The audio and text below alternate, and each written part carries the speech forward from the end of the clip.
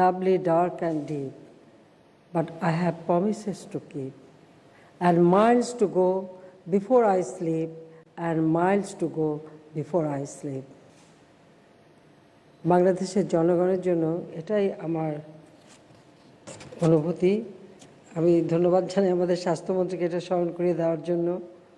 অনুষ্ঠানের সভাপতি, সহকর্মীবৃন্দ, Kumudini women's medical college, Ranada Prasad Saha বিশ্ববিদ্যালয়, কুমুদিনী নার্সিং স্কুল ও কলেজের শিক্ষক ও শিক্ষার্থীবৃন্দ এবং সম্মানিত সুধীবৃন্দ, সবাইকে আমি আন্তরিক শুভেচ্ছা জানাই।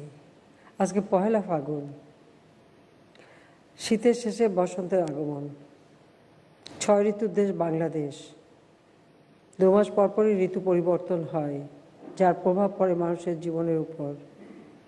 মানুষের আচার আচরণ, পোশাক পরিচ্ছদ সব কিছুর উপর একটা প্রভাব আছে ঋতু বৈচিত্র্যের। তো সেই দেশেই এই ফাগুন মাসেই বুকের রক্ত ঝরিয়ে মাকে মা বলে ডাকার অধিকার আদায় করেছিল এদেশের ভাষা সৈনিকরা। আমি তাদের প্রতি শ্রদ্ধা জানাচ্ছি। জাতির পিতা বঙ্গবন্ধু শেখ মুজিবুর রহমান, যে সারাটা জীবন সংগ্রাম করেছিলেন এদেশের মানুষের ভাগ্য পরিবর্তনের জন্য, ভাষা আন্দোলনও তিনি শুরু করেছিলেন 1948 সালে, যখন তিনি ঢাকা বিশ্ববিদ্যালয়ের আইন বিভাগের ছাত্র ছিলেন। তখনই মাতৃভাষার উপর আঘাত আসে। এই আঘাত শুধু ভাষার উপর নয়, বাঙালি জাতির সংস্কৃতির উপর, অস্তিত্বের উপর। তখন থেকে এই আন্দোলন শুরু, যে আন্দোলনের পথ বেয়েই আমরা পেয়েছি আমাদের স্বাধীনতা।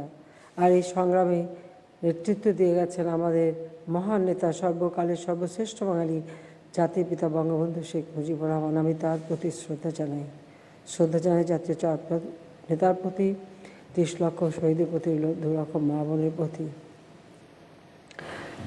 রণদা প্রসাদ, তার সঙ্গে আমার বাবার অত্যন্ত ঘনিষ্ঠতা ছিল এবং তিনি এদেশের মানুষের কল্যাণের জন্য কাজ করে গেছেন। তার এই আত্মত্যাগের ফলে আমাদের দেশের অনেক মানুষ উপকৃত হয়েছে।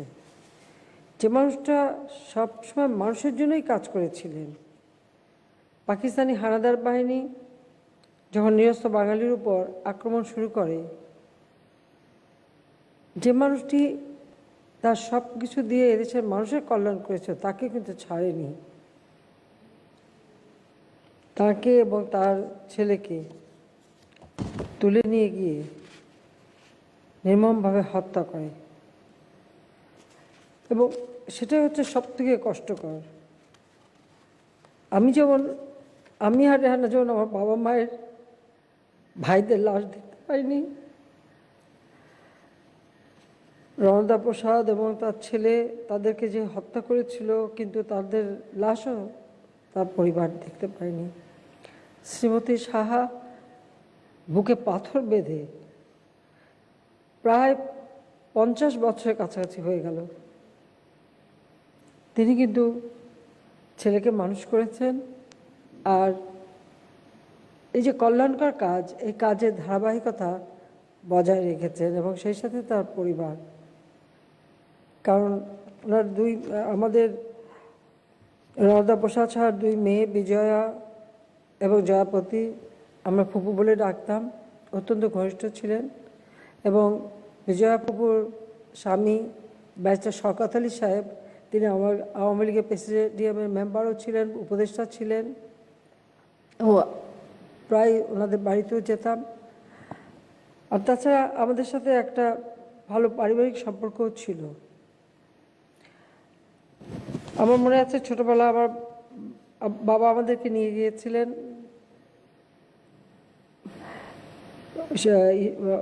কুমুদিনী কলেজ দেখার জন্য, স্কুল দেখার জন্য, সব কিছু আমরা ঘুরে ঘুরে দেখেছিলাম। তখন আমরা খুবই ছোট। সেখানকার সুন্দর পরিবেশ দেখে একসময় আব্বার তো ইচ্ছেই হয়ে গেল যে আমাকে ওখানে ভর্তি করে দেবেন, এবং সেখানে কুমুদিনী মির্জাপুর কুমুদিনী স্কুলে ভর্তি করে পড়াশোনা করাবেন। যদিও সেটা সম্ভব হয়নি আর কখনো, কিন্তু ভারতেশ্বরী হোমসের যে চমৎকার ব্যবস্থাপনা, সেটা সকলকে মুগ্ধ করে। এবং আমি ধন্যবাদ জানাই যে রাজীবকেও, যে এখনও তারা এবং তাদের পরিবার সেই পরিবেশটা এখনও সুন্দরভাবে ধরে রেখেছে, মানব কল্যাণে কাজ করে যাচ্ছে এবং সেই সাথে সাথে সেখানে শিক্ষা একটা চমৎকার পরিবেশ সৃষ্টি হয়েছে। আজকে আমরা এখানে সমবেত হয়েছি যে Kumudini international institute of medical science and cancer রিসার্চের ভিত্তিপ্রস্তর স্থাপন অনুষ্ঠানে। আমাকে যখন এসে রাজীব প্রসাদ শাহ বললেন যে এখানে তিনি একটা হাসপাতাল করতে চান এবং বিশেষ করে ক্যান্সার হাসপাতাল এবং সেই সাথে রিসার্চটা যাতে হয়, কারণ আমাদের দেশে রিসার্চের সুযোগটা খুবই কম। রিসার্চ খুব, বিশেষ করে মেডিকেল সায়েন্সের রিসার্চ খুব বেশি একটা হচ্ছে না, যেটা হওয়া একান্তভাবে প্রয়োজন। কারণ আসলে যাদের রিসার্চ করার কথা সকলে মানে ডাক্তার হয়ে রোগী দেখতে এত ব্যস্ত, তারা বসে রিসার্চ খুব হাতে গোনা খুব কয়েকজনই আমি দেখি তাদের পাবলিকেশন এবং রিসার্চ। ক্যান্সার এমন একটা রোগ, আজকে এমন তার প্রাদুর্ভাব হচ্ছে, কিন্তু দুর্ভাগ্য হচ্ছে তার যে প্রকৃত ডায়াগনোসিস করা বা সেইভাবে আমাদের দেশের পরিবেশ, আবহাওয়া, জলবায়ুর সাথে এই ক্যান্সার কিভাবে বিস্তার লাভ করে তার উপরে রিসার্চ করা বা এটার মানে চিকিৎসা করবার জন্য যে রিসার্চ দরকার সেটা খুব কম আমাদের দেশে হয়। যদিও আমি 96 সালে সরকার গঠন করার পর অনেকগুলি ইনস্টিটিউটও তৈরি করে শুরু করেছিলাম এবং পরবর্তীতে দ্বিতীয়বার এসে সেগুলিকে আরও উন্নত করেছে ও আরও নতুন ইনস্টিটিউট করেছি। কিন্তু সেখানে আমি মনে করি রিসার্চটা আমাদের জন্য একান্তভাবে অপরিহার্য। বাংলাদেশের প্রথম মেডিকেল বিশ্ববিদ্যালয়, সেটাও আমি প্রথমবার সরকারে আসার পর প্রতিষ্ঠা করি। এখন আমরা আরও মোট 4টা বিশ্ববিদ্যালয় হচ্ছে, কিন্তু প্রতি বিভাগে আমাদের লক্ষ্য আছে একটি করে মেডিকেল বিশ্ববিদ্যালয় করব, কারণ বিশ্ববিদ্যালয় হলে সেখানে রিসার্চের সুযোগ হবে। তবে আমি মনে করি যে বেসরকারি খাতকে সুযোগ দেওয়া প্রয়োজন। আমি 96 সাল থেকেই বেসরকারি খাতকে উৎসাহিত করেছি। শুধু তাই না, বেসরকারিভাবে মেডিকেল কলেজ বা হাসপাতাল করতে যে সমস্ত যন্ত্রপাতি প্রয়োজন হয়, যে সমস্ত সরঞ্জামাদি প্রয়োজন হয়, আমরা শিল্প প্রতিষ্ঠায় যেভাবে ট্যাক্স ফ্রি সুযোগ দিই বা ট্যাক্স কমাই, ঠিক একই কায়দায় মেডিকেল সেক্টরেও আমি সেই সমস্ত ট্যাক্স প্রত্যাহার করি বা হ্রাস করে দিই, কমিয়ে দিই। এবং শিশুদের জন্য যা দরকার, যেমন ইনকিউবেটর সহ অন্যান্য যা যা প্রয়োজন, সেগুলি সম্পূর্ণ আমি ট্যাক্স ফ্রি করে দিয়েছিলাম, যে কারণে আমাদের দেশে মানসম্মত অনেকগুলি বেসরকারি মেডিকেল হাসপাতাল এবং কলেজ প্রতিষ্ঠা হয়েছে। তবে আমি মনে করি এখানে কুমুদিনী ট্রাস্ট সবসময় অগ্রণী ভূমিকা নিয়েছে এবং সবথেকে বেশি উদ্যোক্তা তারা, এবং যখনই যেটা উদ্যোগ তারা নিয়েছেন অত্যন্ত সফলভাবে সেটা প্রতিষ্ঠা করেছেন। সেজন্য আমি কুমুদিনী ওয়েলফেয়ার ট্রাস্টে সকলকে আন্তরিক ধন্যবাদ জানাই। আর বিশেষ করে আমার ধন্যবাদ এবং দোয়া আশীর্বাদ হচ্ছে আমাদের শ্রীমতী সাহার প্রতি এবং রাজীব প্রসাদের প্রতি, কারণ দাদা এবং বাবার যে মানে কাজগুলি এখনও যে ধরে রেখেছে এবং সুন্দরভাবে করে যাচ্ছে, এবং সেই সাথে তাদের অন্যান্য আত্মীয় স্বজন বা ভাই বোনরা যা তারাও করে যাচ্ছে, তো সেই জন্য আমি আন্তরিক ধন্যবাদ জানাই। আমি মনে করি এই রিসার্চ সেন্টারটা যখন তৈরি হবে এদেশে, বিশেষ করে ক্যান্সারের ব্যাপারে আমাদের চিকিৎসার সুযোগটা এদেশের মানুষ আরও ভালোভাবে পাবে, সেটাই আমার লক্ষ্য। বাংলাদেশ একটা আদর্শ নিয়ে স্বাধীনতা অর্জন করেছে, দেশের মানুষের কল্যাণ করাই এর লক্ষ্য। আর সেই লক্ষ্য বাস্তবায়ন করবার জন্যই আমরা চেষ্টা করে যাচ্ছি যে বাংলাদেশের প্রতিটি মানুষ যেন চিকিৎসা সেবা পায়। স্বাধীনতার পর যখন একটা সদ্য স্বাধীনতা প্রাপ্ত দেশ, তখনই কিন্তু জাতির পিতা বঙ্গবন্ধু শেখ মুজিব প্রতিটি ইউনিয়নে একটি করে মানে 10 শয্যা বিশিষ্ট হাসপাতাল তৈরি করার উদ্যোগ নিয়েছিলেন। অর্থাৎ চিকিৎসা সেবাটা জনগণের একেবারে দোরগোড়ায় পৌঁছে দেওয়া, এটাই ছিল তার লক্ষ্য। দুর্ভাগ্য ৭৫ 15 আগস্ট যখনই যুদ্ধবিধ্বস্ত দেশটা গড়ে তুলে একটু আর্থসামাজিক উন্নয়নের পথে বাংলাদেশ এগিয়ে যাচ্ছে, ঠিক সেই সময় এই ষড়যন্ত্র এবং জাতির পিতা বঙ্গবন্ধু শেখ মুজিব, বাংলাদেশের রাষ্ট্রপতি, তাকে তো হত্যা করেছেই, সেই সাথে সাথে আমার পরিবার, আমার মা, আমার 3 ভাই, আমার চাচা সহ আত্মীয় পরিবার পরিজন একই সাথে সকলকে হত্যা করে। এই হত্যার মধ্য দিয়ে শুধু যে একটা পরিবারকে হত্যা তা নয়, একটা আদর্শকে হত্যা করা হয়, মুক্তিযুদ্ধের চেতনাকে হত্যা করা হয়। যাক, আমরা 2 বোন বিদেশে ছিলাম, আমরা বেঁচে যাই। এতগুলি শোক সহ্য করা খুব কঠিন, তারপরেও শুধু এটুকুই চিন্তা করেছি যে জাতির জন্য সারাটা জীবন আমার বাবা সংগ্রাম করেছেন, জেল জুলুম অত্যাচার সহ্য করেছেন, নিজের জীবনের কোনো চাওয়া পাওয়া ছিল না, এমনকি আমার মাও না, সম্পূর্ণভাবে নিজের জীবনকে উৎসর্গ করেছিল এই দেশের মানুষের জন্য। আর সেই মানুষগুলি স্বাধীনতা পাওয়ার পর ভাগ্যহারা থাকবে, কষ্টভোগ করবে, বুভুক্ষ থাকবে, ক্ষুধার অন্ন জোটাতে পারবে না, চিকিৎসা পাবে না, শিক্ষা পাবে না, উন্নত জীবন পাবে না, এটা হতে পারে না।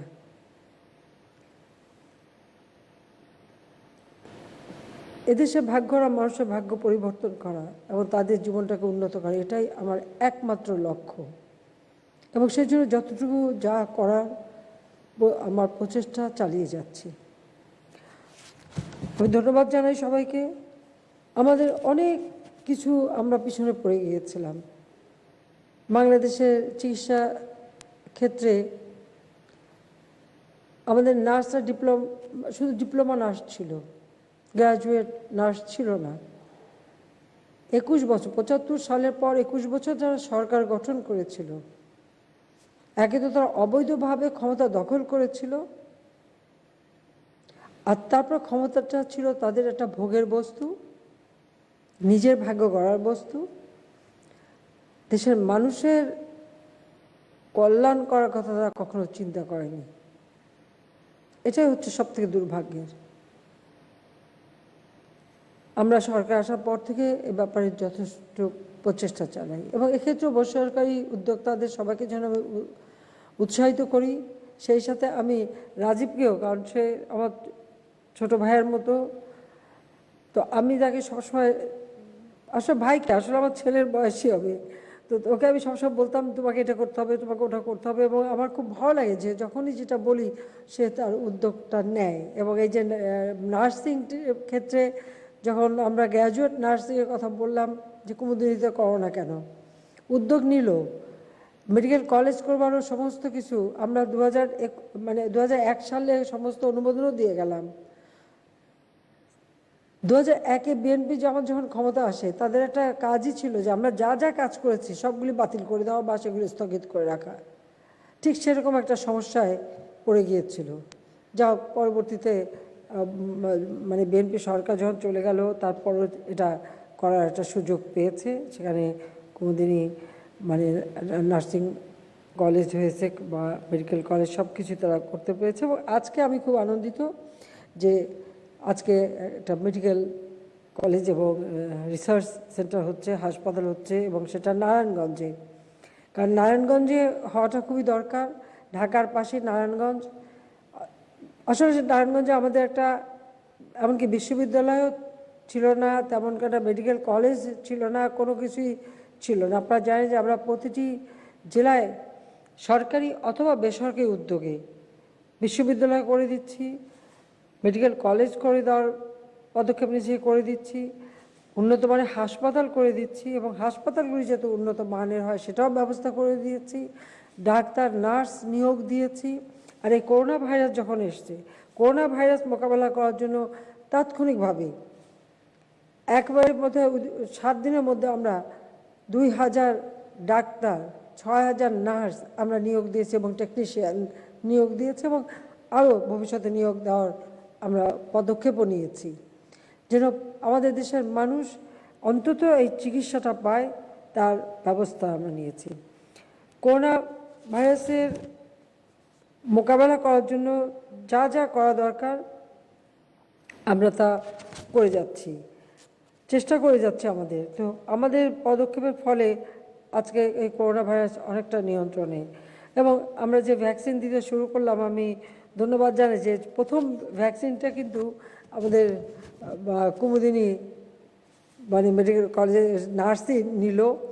তো এই সাহস করে সে যে প্রথম নিয়েছে তাকে আমার আন্তরিক ধন্যবাদ জানাই। আর সেই সাথে আমি এটুকু বলবো যে আমাদের দেশে আমরা আজকে বিশেষ করে করোনা ভাইরাস মোকাবেলার যে সব পদক্ষেপ নিয়েছি, ভ্যাকসিন দেওয়া সত্ত্বেও সবাইকে কিন্তু স্বাস্থ্য সুরক্ষাটা মেনে চলতে হবে। মাস্কটা পরে থাকতে হবে, হাত ধুতে হবে, পরিষ্কার পরিচ্ছন্ন থাকতে হবে। কারণ হ্যাঁ, ভ্যাকসিন আমরা দিয়েছি, এটা দিচ্ছি, কিন্তু সাথে সাথে যেন এই মানে স্বাস্থ্য সুরক্ষাটা মেনে চলা সকলের। তাহলে আমরা আশা করি যে আমাদের দেশ থেকে এই প্রাদুর্ভাব পুরোপুরি চলে যাবে। এই জন্য সবাইকে আমি এটা মেনে চলার জন্য অনুরোধ জানাচ্ছি। আমরা স্বাস্থ্য সেবার জন্য অনেকগুলি পদক্ষেপ নিয়েছি, এবং সেটাই কিছুক্ষণ আগে আমাদের স্বাস্থ্যমন্ত্রী নিজেই বলেছেন। আর বিশেষ করে জাতীয় স্বাস্থ্য নীতি আমরা প্রণয়ন করেছি, সেটা আমরা 2011 সালেই। আর সার্বজনীন স্বাস্থ্য সেবা দেওয়ার পদক্ষেপ আমরা নিয়েছি। তাছাড়া বাংলাদেশ নার্সিং ও মিডওয়াইফারি কাউন্সিল আইন 2016 আমরা প্রণয়ন করে দিয়েছি। এগুলো সবই করেছি জনগণ যাতে সেবা পায় সেই দিকে লক্ষ্য রেখেই আমরা করে যাচ্ছি। তো আমি বলবো যে টিকা নেওয়ার ব্যাপারে অনেকের একটু দ্বিধাদ্বন্দ্ব ছিল, তবে সাহসী ভূমিকা রেখেছে আমাদের কুমুদিনী হাসপাতালের নার্স রনু ভেরোনিকা কস্তা, তাকে আমার আন্তরিক অভিনন্দন জানাই। আর এখন আল্লাহ রহমতে আমাদের আর কোনো সমস্যা নেই, এখন সবাই খুব আগ্রহ ভরে উৎসাহ ভরে চলে আসছে টিকা নিতে। এখানে যা আমরা বলে দিচ্ছি 40 বছরের উপরে যারা, তারা টিকা পাবে, এবং আইডি কার্ড নিয়ে গেলে তারা ফর্ম পাবে এবং সেটা রেজিস্ট্রেশন করতে পারবে, এবং রেজিস্ট্রেশন হওয়ার পরে তাদেরকে সময় দেওয়া হবে, তারা টিকা পাবেন। গতকালকেও প্রায় 1,94,000 মানুষ টিকা নিয়েছে। তো সেভাবে আমরা 3 কোটি টিকা কিন্তু কিনে রেখেছি। আমি অ্যাডভান্স করেছি আগেই, টাকা পয়সা আগেই দিয়েছি, তখনও রিসার্চ চলছে, তখনও WHO এটাকে অনুমোদন করেনি, কিন্তু আমি অ্যাডভান্স দিয়ে রেখেছি এই কারণে যে শুরুতেই যেন আমরা পেতে পারি। কারণ আমার অনেক ঘনবসতি দেশ, কাজে আমার দেশের মানুষের জীবনের সুরক্ষা, আর তাছাড়া যারা চিকিৎসা সেবা দিয়ে যাচ্ছে বা মানুষের পাশে থাকছে, অথবা আমাদের বিভিন্ন শ্রেণী পেশা, তাদের জন্য সবথেকে বেশি প্রয়োজন, সেই লক্ষ্য নিয়েই আমরা এটা করে যাচ্ছি। তো আমি একটু, তাছাড়া ভারত আমাদেরকে 20 লক্ষ ডোজ উপহারও দিয়েছে, আরও অন্যান্য দেশ এখন দিতে চাচ্ছে, আমরা সবই নেব, যাতে একেবারে গ্রাম পর্যায় পর্যন্ত এই টিকা আমরা দিতে পারি, সেটা আমরা ব্যবস্থা নেব। তবে সাথে সাথে আমি আবার অনুরোধ করব যে সবাই যেন চিকিৎসা সেবাটা মেনে চলেন। আমি আবারও আন্তরিক ধন্যবাদ জানাই যে আমাদের যারা স্বাস্থ্যকর্মীরা আছেন, যারা সকলে যেভাবে মানুষের সেবা দিচ্ছেন, যার ফলে, এবং আমাদের আইন শৃঙ্খলা রক্ষাকারী সংস্থা, আমাদের সশস্ত্র বাহিনী, আমাদের প্রশাসনের কর্মকর্তা কর্মচারী, আমাদের নিজেদের দল, আওয়ামী লীগ, ছাত্রলীগ, যুবলীগ, স্বেচ্ছাসেবক লীগ থেকে শুরু করে প্রত্যেকে আন্তরিকতার সাথে কাজ করেছে এবার, যার জন্য আমরা সকলের সম্মিলিত প্রচেষ্টায় আমরা এই মানে করোনার মতো একটা মহামারী থেকে অনেকটা আমরা সুরক্ষিত হতে পেরেছি। যাক, আমি সবাইকে আন্তরিক ধন্যবাদ জানাই যে আজকে যে medical Kumudini international institute of medical science and cancer research আমরা ভিত্তিপ্রস্তর স্থাপন করতে যাচ্ছি। এটা করার ফলে আমি মনে করি যে আমাদের দেশ স্বাস্থ্য খাতে আরও এক ধাপ এগিয়ে যাবে, এবং বেসরকারি খাত আরও উৎসাহিত হয়ে আরও সামনে আরও সকলেই আসবে, যার জন্য এই ধরনের সেবামূলক কাজ করতে পারে। তো আমি আর বেশি কথা না বলে সবাইকে আন্তরিক ধন্যবাদ জানাই, এবং সেই সাথে আমি Kumudini international institute of medical science ও ক্যান্সার রিসার্চ ইনস্টিটিউটের ভিত্তিপ্রস্তর স্থাপন তার ঘোষণা দিচ্ছি এবং ডিজিটাল পদ্ধতিতে করছি।